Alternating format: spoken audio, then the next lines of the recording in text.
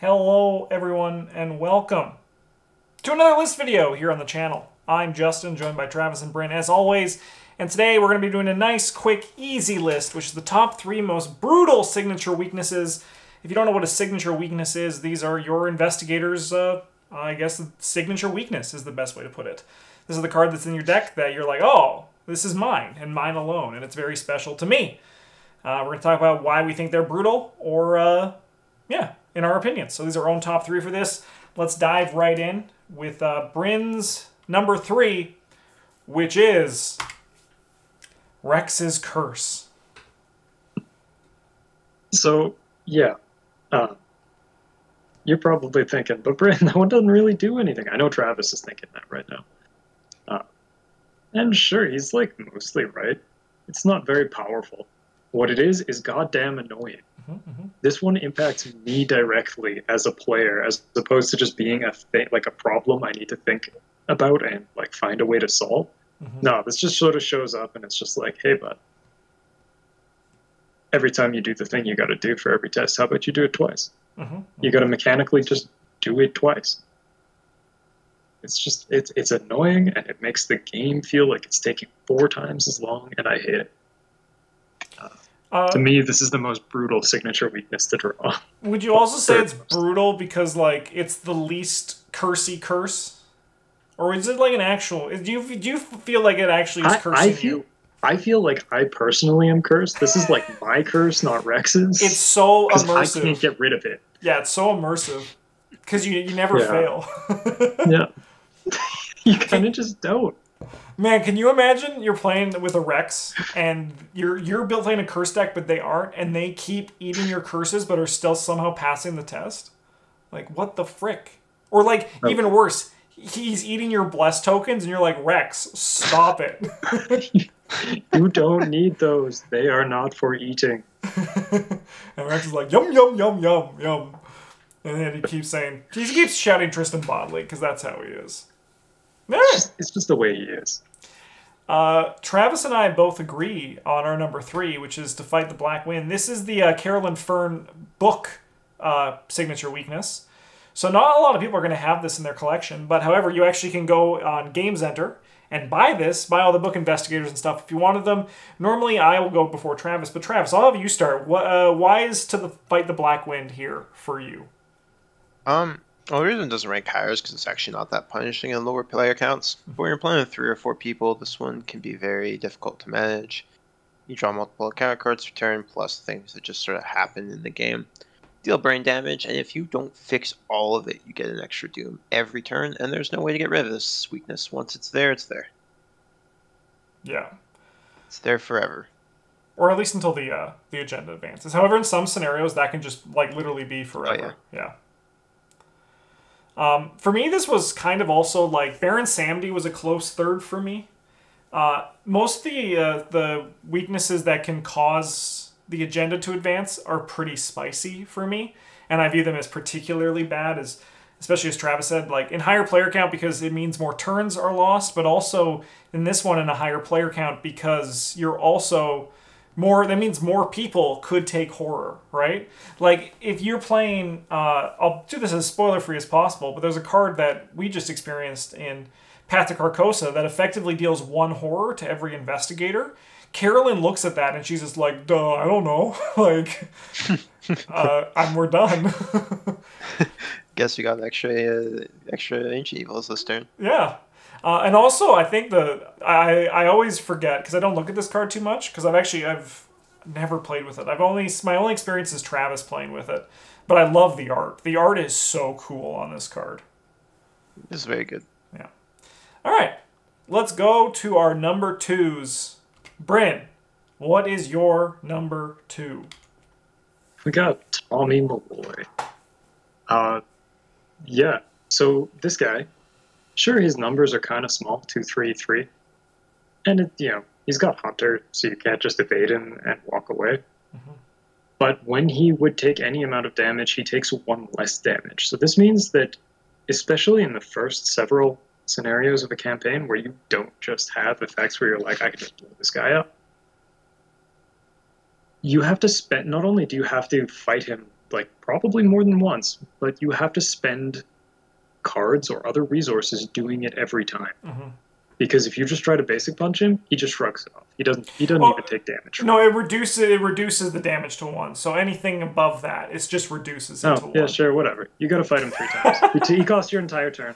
Yeah. Boom. I mean, honestly, like I'm with you. This is a card that when I read it the first time, I was like, oh, it's easy, 3 actions. But if Tommy shows up at the wrong time and then you also draw another enemy, you're like, well, frick. This jerk's here ruining everything. Mm-hmm. Yeah, I mean, so most weaknesses cost you like 2 actions-ish to solve, right? This guy always costs you 3. Yep. And it's 3 with tests. Yep.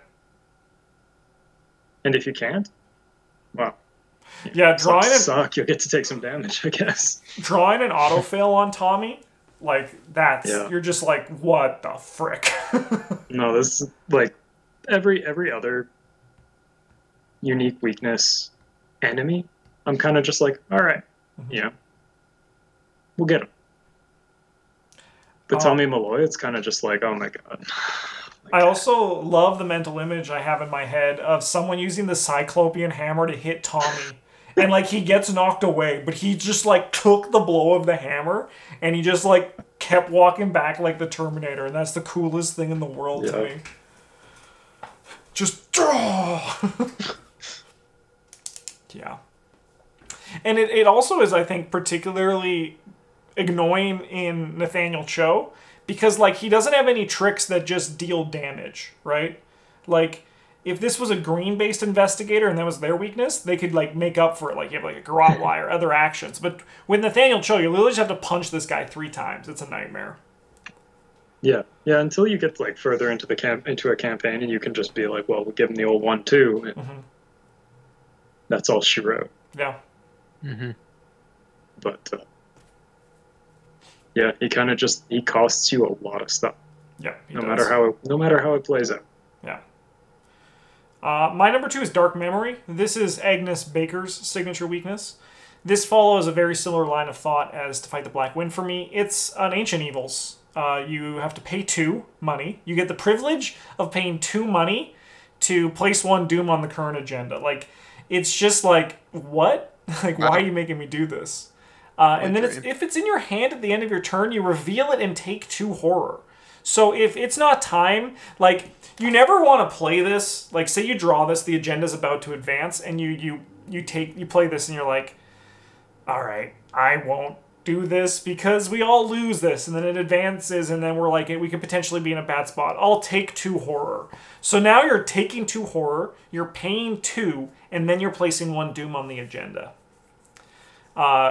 It's a lot in a weakness. Another thing that is a little bit kind of nutso is that sometimes your Arcane Initiate finds it and it's your only spell and you have to take it.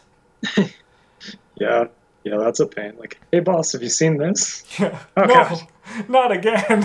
Please, no. And then as well, like, there's not that much, like, Agnes doesn't really cycle like the way a Seeker can.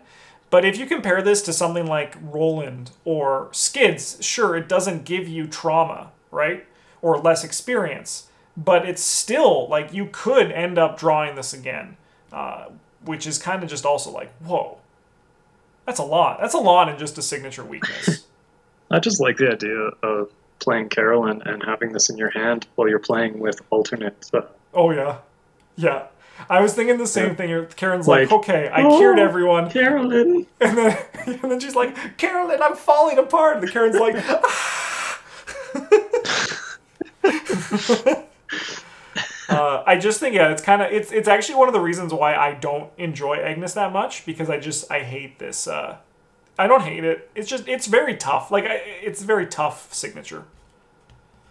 Travis, what's your number 2? I got Identity Crisis. This is Lola's weakness. And it's here because it's like, it makes Lola really, it's a big contributing factor to why Lola sucks to play. Like the fact that randomly, I mean, you can play around a little bit, but it's still, if it gets you at the wrong time, you just throw away everything you have. Yeah. Yeah, and then also, yeah, like, go ahead, Justin. You can play around it. but then like you're not real like then you have to build your deck with like a handicap in mind, right? So it's like great. And there's 2 of them. Yeah, why not? Why wouldn't there be 2? Why wouldn't there be? Yeah, because even if you draw the first one, you're not in the clear. You're like, thank God, now I can start playing. It's like, there's another one waiting for you. Yeah. All right. Let's go to our number 1s. Starting with you, Bryn. What do we got? Tony's Quarry. This card is just Ancient Evils, and I don't like Ancient Evils. It's pretty much all there is to it. You can almost never spend the requisite number of actions to get to this guy and solve him in an amount of time where it matters. Yeah. It's just kind of just the way it goes. You draw it and you're like, sorry guys. That's how this turn's going to be. We're just not going to play one of these turns. Yep. Yeah. Although, admittedly, sometimes if you're playing Innsmouth, the fact that he's a deep one is... He moves to you. He's like, I'm coming to get you, Tony, you son of a bitch. Today I had a bounty on you, motherfucker. Yeah, you get one of the ones that's like disengage from all deep ones, then they re-engage you, and you're just like, okay. Yeah. Yeah, or a deep one at a adjacent connecting location moves to you and attack, like engages you. It's like, wow, I'm coming to get you. Yeah. Sometimes he does also get to show up and just stand in a place so that it's not an empty location anymore, and you're like, okay, we were gonna lose a turn to that anyway, no matter what. I mean, I suppose there's some tech in that, right? Like if you are using like a cigarette case, you could draw it at before Doom's about to advance. This is true. Yeah. But still, he's just an annoying little fish who says hello and causes Doom to advance. Yeah. My number 1 is Hoods. This is Rita Young's weakness, and after recently playing Rita Young, this card is just kind of like loaded in comparison to what Rita Young is capable of putting out. I'm not as down on Rita as I used to be, but the Hood's weakness kind of is over the top in comparison to what Rita can do. It has alert, so if you fail your evade, it attacks you. But if you also evade it, it also attacks you. And unless you have other tricks, like, you have to expend a lot of resources. This goes well beyond the 2-action thing that Rita has. This thing really should have 2 health. If you compare Hoods to the majority of other weaknesses in the game, like, for example, Daniela Reyes's, like, sorry, not weaknesses, like, specifically enemy weaknesses, Hoods are, like, pushed so much farther. I honestly do not know where in the design they were so worried about Rita that they settled with these numbers here. Because and especially because her signature card is absolutely useless, right? It's just, they also have Hunter, so, I mean, which flavorfully makes sense, right? But mechanically, you can't even, like, if you evade them and they attack you and you run away, there's still just going to be a problem down the line. There's just, I'm surprised they don't ever retaliate. Like, there's just already so much on this card, they might as well just make it stronger at this point. Yeah. Yeah, I imagine there was some sort of note on the design file that was like, make sure that the players hate the magic racists. Yeah. I'll tell you what, I don't need much. We hate Alejandro just because he said one racist thing. We don't need much to hate the magic racists. Yeah. Alejandro's not even magic. No, you don't mean he's just like he's just like normal racist. Yeah. Travis, what's your number 1? This is Abandon Alone. This card sucks. Yeah. There aren't many weaknesses that like put a limit on how long you can play the scenario, or will just like gut you out of it if you draw at the wrong time. Mm-hmm. Like if this is the last card in your deck, you like what do you do? Yeah, bye. You take 2 direct horror for the next couple of turns until you die. Yep. Yeah. You look for the resign option. Yeah. So is there resign in this scenario? Yeah, like this. I mean, like Wendy needs it, like needs like a cap like this, but like my God, Yeah. it's Like, it's pretty disgusting. And like the way it works, it doesn't get rid of itself, right? Yeah, so like, you can it would make more like move half your deck from the game and still have to shuffle this back after. Yeah, because if it also removed itself, those moments where you draw it really late don't feel as bad, right? But like, it makes sense, as you said. Wendy is strong, but it's still just it hits like a fucking house. Yeah. Yeah.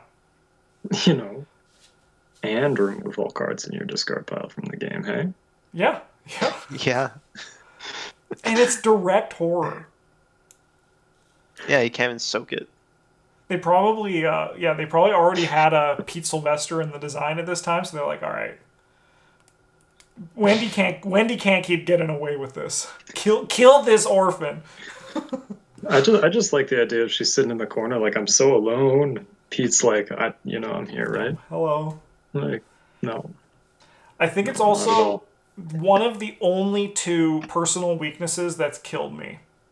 I think it's this one, and I think I've also died to a Baron once.